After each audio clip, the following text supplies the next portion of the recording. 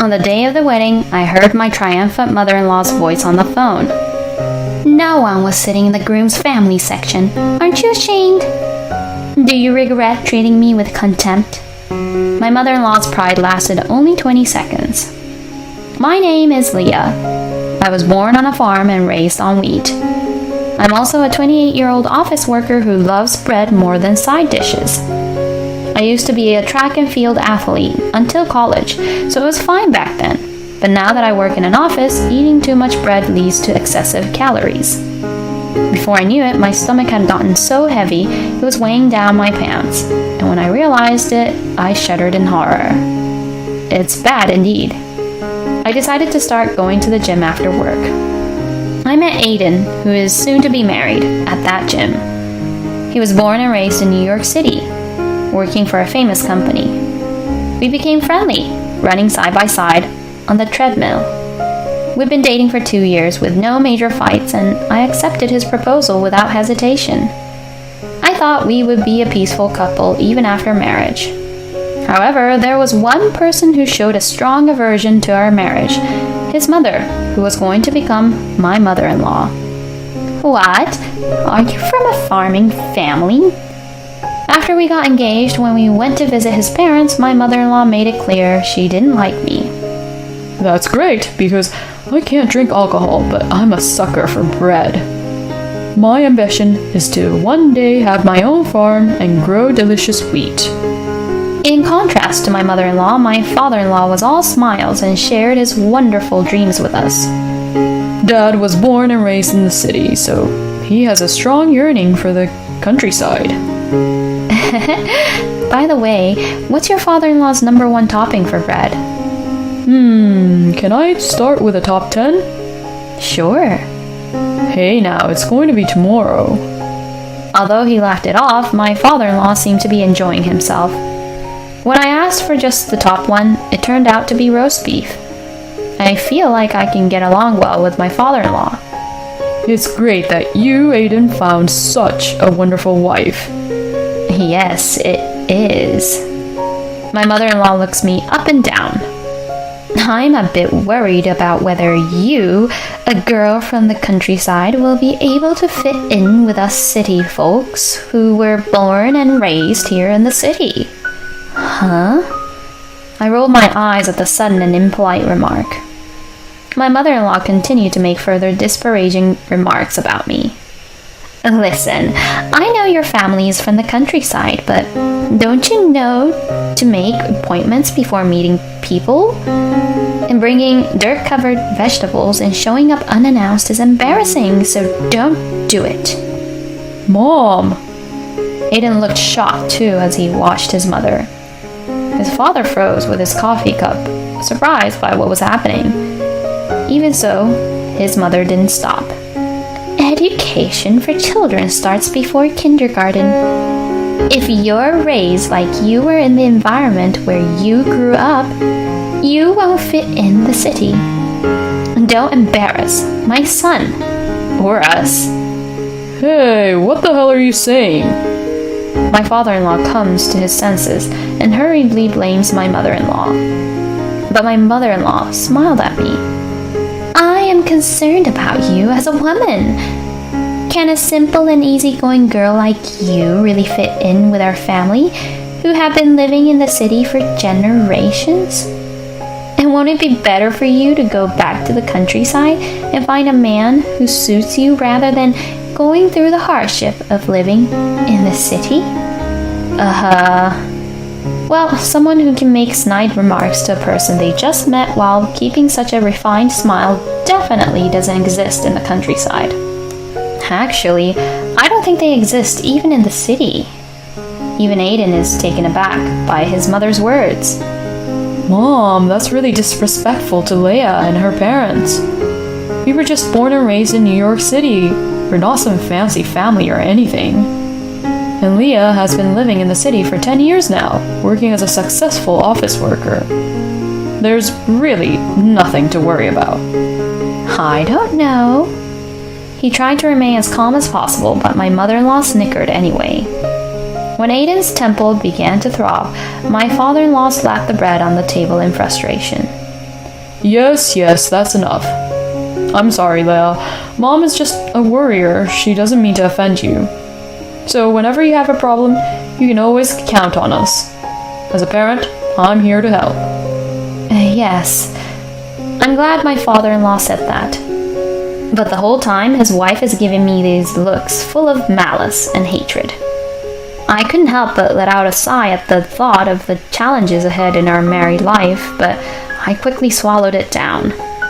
After reporting to my parents, we started preparing for the wedding. Since many of my friends had already gotten married, I had some ideas about what kind of ceremony I wanted, but there was always something getting in the way. That something was my mother-in-law. First, she begged to come with us to see wedding dresses. Although Aiden refused, she showed up anyway and followed us to the bridal shop near our train station. And every time I tried on a dress, she made remarks like, "You look too rural, so the dress doesn't suit you," and the like. What kind of face is that? "I think I would look better in that dress than you. Let me try it on for a moment." I said something that was not even remotely funny, and it perplexed the coordinators. He had reached his limit and forcibly made me leave the store. That day turned into a battle of apologies with the coordinators, and we didn't even have time to try on any clothes. My mood was rock bottom. But I felt worse for him with his insane mother. She didn't just interfere with the wedding dress. She even tried to cancel the colored dress, saying that a country girl didn't need to change clothes, and took it upon herself to include a performance from her hula dance circle without our consent in the wedding program. It was as if she thought that a country girl like me didn't have any sense of style or class.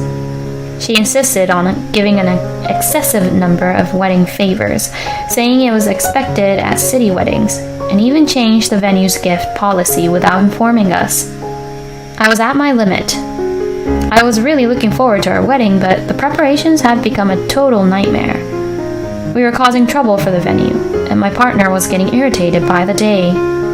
It was clear that if we continued like this, it would only lead to disaster for both of us. I didn't want to break up with Aiden or cave to my mother-in-law's demands. I talked to him seriously about how to handle things going forward, and made a point to ignore my mother-in-law's negative behavior. Then suddenly, my mother-in-law's persistent attacks stopped. Perhaps she got bored because I remained expressionless no matter what she did. Just when I started to feel relieved and a little sorry for her, my father-in-law came to see me. He seemed hesitant, but eventually told me what was going on. My wife was crying, saying that you, Leia, were bullying her. Here we go again. I slumped my shoulders, feeling disheartened by my father-in-law's words. Aiden and I explained the truth to him, both feeling equally disappointed. As my father-in-law learned of what my mother-in-law had done, his face grew darker and darker. We're both sorry. To tell you the truth, my wife even suggested canceling her attendance on the day of the wedding. I thought that would be a bad idea, so I came here to secretly talk to you both. Huh? She not only lied to my father-in-law, but also planned such an unreasonable thing. Apparently, Mother wants to make a silent protest to those around her by having the groom's parents absent, saying it's a result of the bride brainwashing her son. She's even encouraging my other children to not attend. What? Even my sister and brother? My husband's eyes widened. She's probably telling everyone, including my husband's siblings, all kinds of nasty things about me. Ugh, my stomach is in knots. I understand that she doesn't like having a rural bride, but doesn't she realize how much shame her son would feel if she did something like that? Can't she see how sad it makes me feel? Mom doesn't have to come anymore. My husband muttered with a face that had turned white as a sheet. If she wants to be absent, she can. Forcing her to attend won't do any good. I should protect Leia. Aiden. My eyes began to well up at Aiden's words. As our emotions were on display, our father-in-law looked away. I couldn't let go of the desire to believe in the wife I've been with for so many years. But I also want to support you both, Aiden and Leia, from the bottom of my heart. Father-in-law, how could my mother-in-law be so twisted with two such wonderful people? I honestly want to take Aiden's suggestion and ban my mother-in-law, but that would leave a lingering sense of unease in my father-in-law's heart. After much deliberation, we decided to execute a plan. If this doesn't work, then there's no hope for my mother-in-law. It was late November, with the golden maple trees lining the streets on our wedding day. When we entered the dressing room for our family gathering, my mother-in-law was nowhere to be seen. My father-in-law shook his head quietly, and it seemed our plan had failed. Though my father-in-law looked sad, he also seemed relieved that my mother-in-law didn't show up.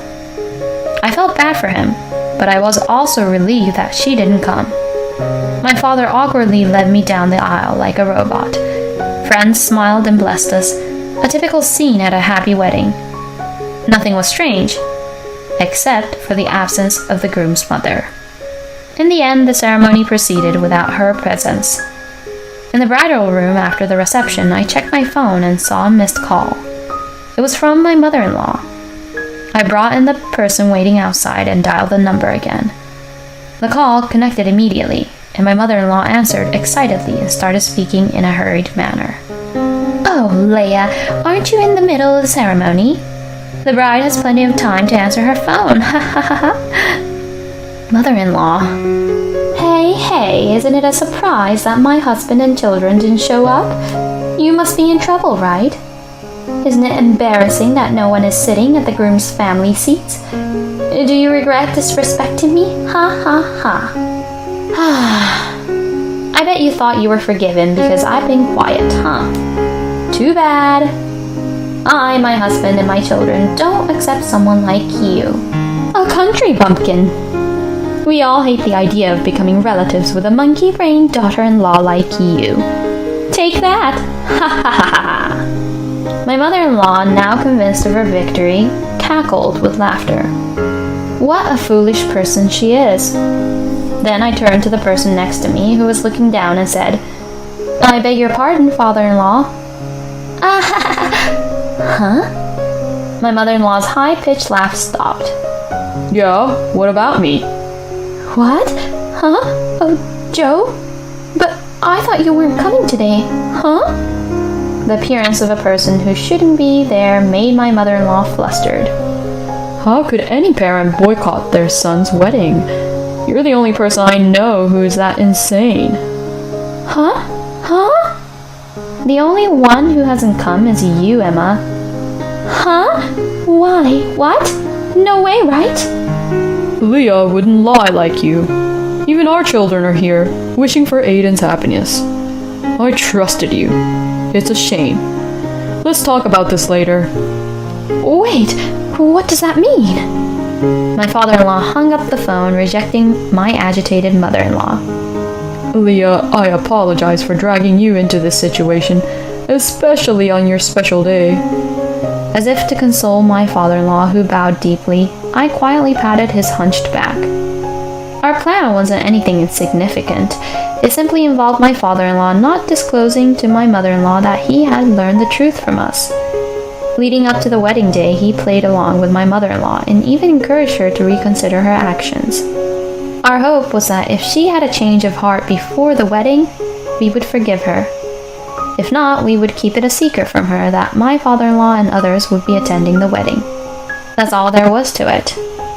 Until the day of the wedding, my father-in-law appeared to be holding out hope for a change of heart from my mother-in-law.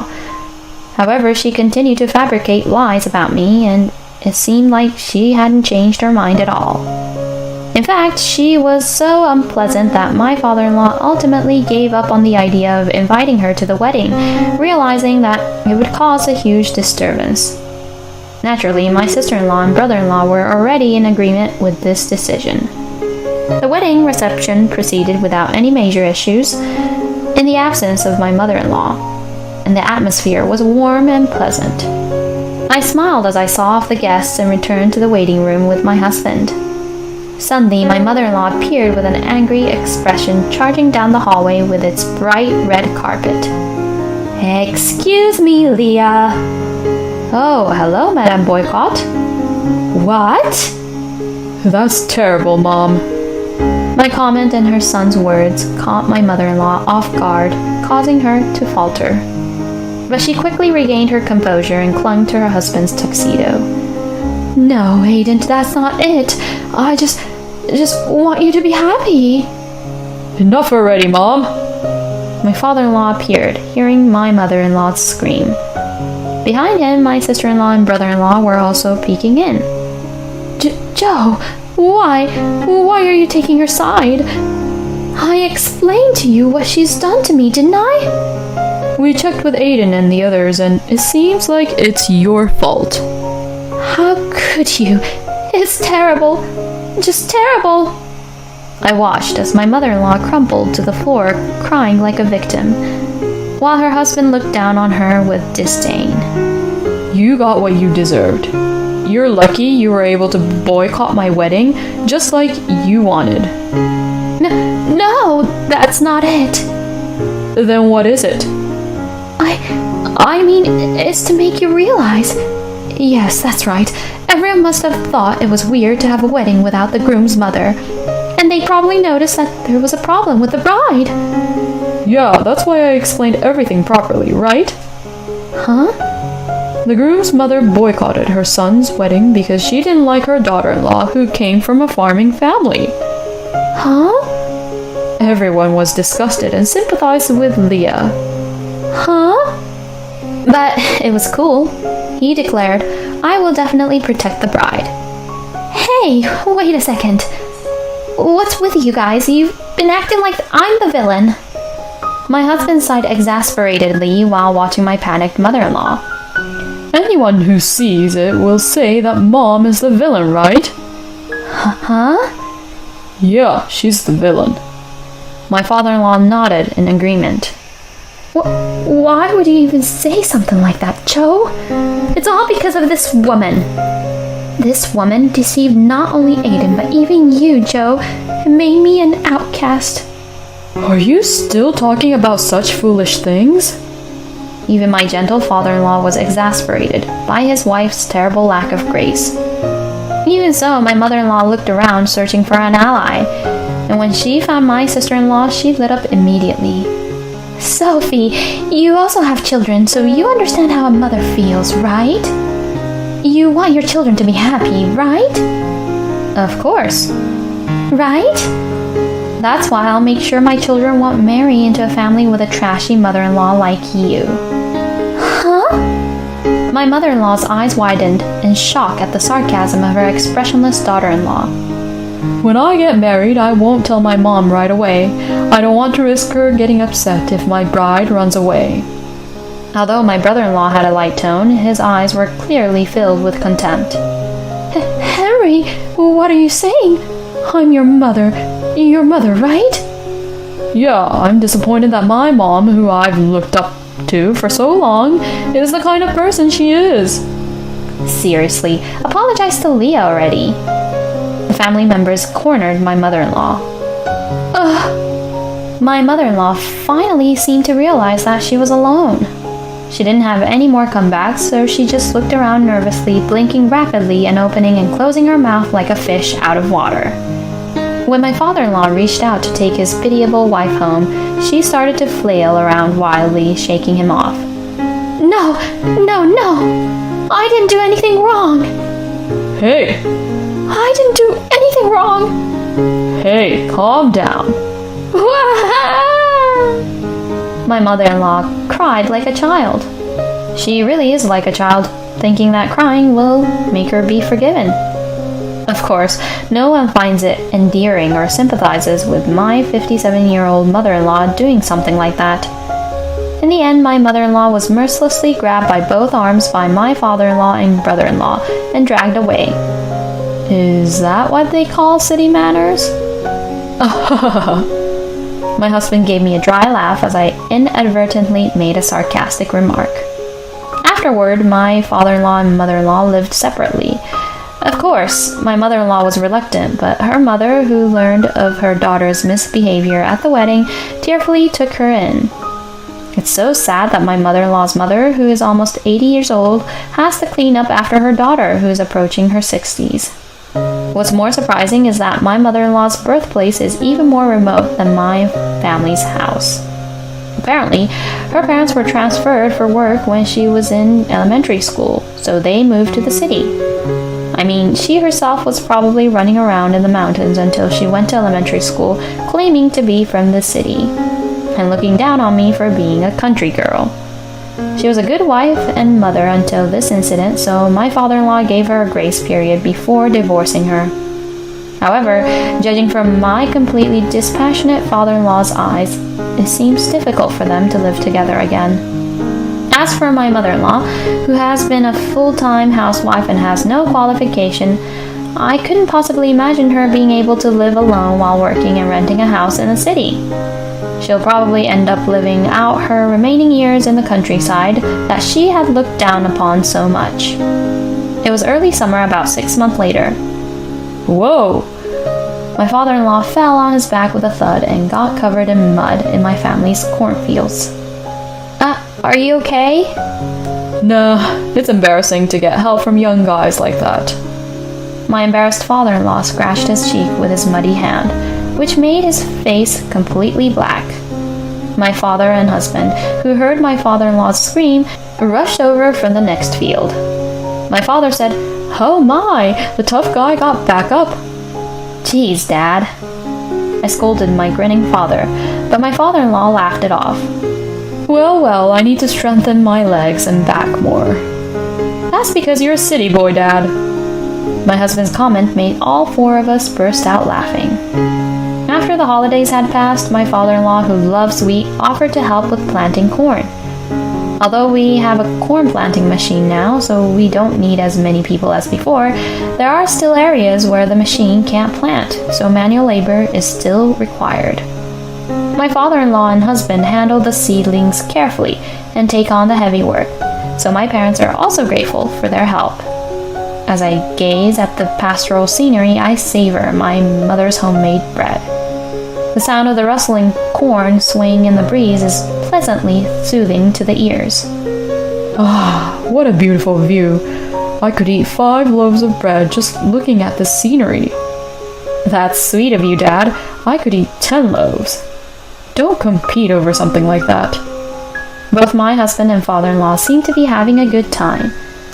My parents, who are watching this, also seem happy, and it warms my heart.